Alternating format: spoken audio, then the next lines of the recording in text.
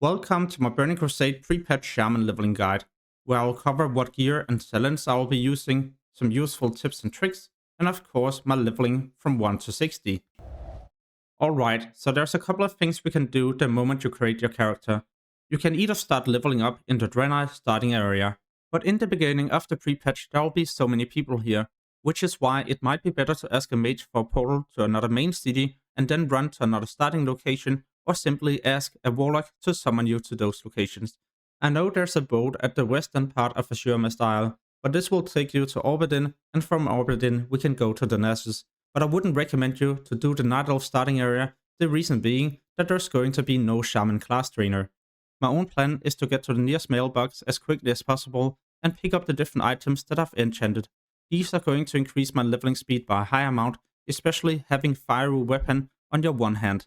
Fiery Weapon is so important to get as it has a high chance to proc 40 instant damage when you do a melee hit, and 40 damage at low level is absolutely insane. I would probably be using this enchant all the way up to around level 30, where I will swap into Crusader. My own plan is to stay in the Draenei starting area up to at least level 4, where we unlock the first totem quest. Yeah, there's a Shaman trainer in Stormwind City and Ironforge, but here we won't be able to pick up the totem quest, and in fact there's going to be no Shaman trainer in the Nessus, which is why I recommend you not to do the Night Elf starting area. Alright, so the moment I've unlocked my first totem, I can either stay in this area up to around level 5, or I can immediately ask for a portal or a summon to another starting area. But I'll most likely be staying in Vale up to level 5 and then head into Azure Isle. The reason being that at level 5 there's going to be many quests we can pick up here, and in the open world there's going to be different NPCs that has a high chance to drop an item beginning a quest. These can be started at level 5. Exactly why I prefer to head here as quickly as possible so I can get ahead of the competition. The moment I've looted both of these, I will hand them in a short watch, pick up many additional quests and change my Hearthstone to this location. I will prioritize doing quests at mark number 1, move on to 2, and so on. But I am of course following a leveling guide to make it a lot easier. I'll get back to this later in the video. At level 10 you can spend your first talent point. I wouldn't recommend you to level as Resto, as this is our healer specialization and only useful if you would like to dungeon farm all the way up to max level. I'll be leveling as Enhancement with a 1 hand and a shield, swap into a 2 hand at level 30, and at level 40 to 1 hands as I unlock dual wield. As a Shaman you unlock Ghost Wolf at level 20, but by being Enhancement we can spend 2 points to make this instant, making it a lot easier for you to run in between different creatures or to travel around in the open world. What about Elemental? Well, I gotta be honest, at low level I feel like it's awful. You're quickly running out of mana because we're lacking important talents that allows us to regen more mana or at least be doing some decent damage as Elemental. This is one of the main reasons why I'm leveling as Enhancement. You will do decent damage from the start, won't be as gear dependent, and definitely don't need to spend as much time drinking. Moving on to my different leveling talents, starting with Enhancement. This is how I pick each individual talent as I'm leveling up, but be aware at level 30 you might swap into a 2 hand and you could unlearn your talents and instead go for more mana instead of more block in the first talent row. Another change we can do is Thundering Strikes. So instead of spending 5 points, you'll instead be spending 3 and then 2 points into Ghost Wolf to unlock instant Ghost Wolf at level 20. And at level 40 we can go for Storm Strike instead of dual wield until we have got 2 decent one-hand weapons. What about those of you who would like to level as Elemental? Don't worry, I got you covered. This is how I would choose each individual talent as I'm leveling up. Like I mentioned earlier, you shouldn't be solo leveling as a Resto Shaman. It's only useful if you plan to dungeon farm or if you're leveling together with a couple of friends in the open world. There's yet another thing we can do at level 10, and it is to head back to Azure Watch and pick up the next Shaman Totem quest for the Fire Totem. This is a longer quest chain, but luckily I've covered every single totem quest in another video you can find in the description. I would highly recommend you to start questing in Bloodmost Isle at level 11, and this is no matter if you were already questing in another zone. The reason being that all quests here are rewarding you so much experience, and we can stay in one zone all the way up to level 20. This won't be the same case if you're questing somewhere else.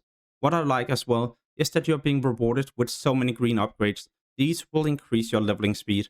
And talking about increasing our leveling speed, then I'm following a guide, and the one I'm using right here I will leave in the description below the video.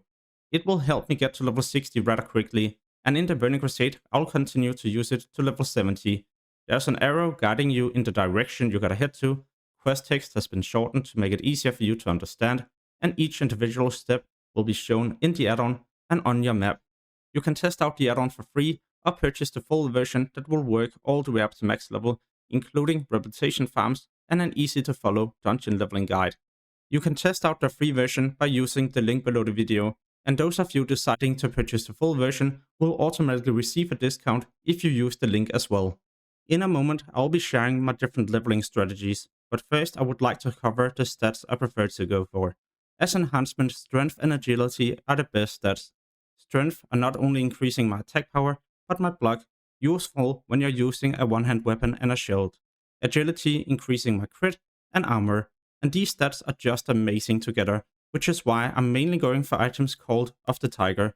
That being said, you should still prioritize getting some stamina and intellect, but overall, strength and agility is what will boost your damage the most. What about my weapons? At low level, I prefer to use a dagger due to their quick attack speed. Amazing when you got a fire weapon, as it will proc this enchant more frequently. At level 30, we unlock Windthrough weapon, and this is where I usually swap to a two-hand, and my two-hand will have a Crusader enchant instead of fiery, as 100 strength is all of a sudden way better compared to 40 damage when you're fighting a creature with a high amount of health. Moving on to some useful tips and tricks. As elemental, you would mainly like to use Lightning Bolt and only use a Earth Shock if you finish off the target. The reason being that Earth Shocks are causing a 1 second global cooldown. So if you don't finish off the target with your Earth Shock, you will simply just be leveling slower as you gotta wait for your globals. Another thing to be aware of is that Earth Shock costs a lot of mana. It is way better to kill a target by using Flame Shock or your Frost Shock. What I like about Frost Shocks is that this is an amazing spell for kiting more difficult targets. The slow effect lasts longer compared to the cooldown, and we can drop down a Searing Totem to do some additional damage. And we can increase our damage even further by doing a melee attack whenever it's ready. But whenever you're waiting for your next melee swing, you just run away to prevent yourself from taking too much damage. And yes, it will be possible to do this trick without Frost Shock, you just kite around close to your Earthbind Totem. Another thing you can do to level up more efficient is to buy the Explosive Rocket. This is so insane at low level as it does a high amount of AoE damage. So what we can do in the starting area is basically just to kite around and pick up many targets. These we stack together and use the Explosive Rocket. Another thing that can be done to increase our leveling speed is to make sure you're dragging an enemy to the next one you'll be killing. If you don't end up doing so, well, then you will kill an enemy and then spend 3 or 4 seconds running to the next one. On the auction house, we can buy different items to complete a quest instantly. One of those being from this dwarf in Karanos, close to Ironforge. What we gotta provide is 6 cracked boar ribs. The ribs can be purchased on the auction house and a malt from the nearby innkeeper, so you basically instantly complete this quest, and there's many more I'll be covering right now. In Elven Forest, we can pick up a pre-quest telling us to find Billy. Billy will give us a follow-up where we gotta hand in 4 chunks of boar meat, purchasable on the auction house. At level 10, we can head to Westfall, and at the start of the zone, you'll pick up Westfall Stew. This is being handed in at a nearby farm, and there will be another follow-up where we gotta provide 4 different materials, and at Selmer, there's another thing we can pick up, which tells us to buy 8 Gore Tusk livers. Make sure to also buy 5 flasks of oils and head to the southwestern part of Westfall. Here there's a captain where we gotta hand in 5 of these to instantly get a lot of experience. The next one is for those of you leveling in Lochmodan. At level 10 you can head to the inn, and at the innkeeper there's going to be a quest you can complete instantly. You just gotta provide these following materials. At level 20 I'm done with Blood Mist Isle, and here I usually go to Red Ridge Mountains to instantly hand in this quest. We just gotta provide these 3 following materials. Another thing you can do at level 20 is to head to Darkshire and find the chef. We gotta hand in 10 lean wolf flank. Those can be farmed from the nearby wolves or purchased on the auction house, and the Stormwind seasoning herbs you buy in Stormwind from this NPC at this location. In Duskwood there's yet another thing that should be done, and it is to bring a bronze tube to this NPC. By handing in the bronze tube, you allow yourself to start a longer quest chain that rewards a lot of experience. These are just some of the many quests you can instantly complete, but the remaining will mainly be in neutral zones, and those I will be covering in my pre-patch leveling guide from 1 to 60 that works for both factions and all classes in the game. That video will soon be published on my channel, together with many other useful videos you definitely don't want to miss, so make sure to subscribe and hit the notification bell. As always, thank you so much for watching and have an amazing day. Peace.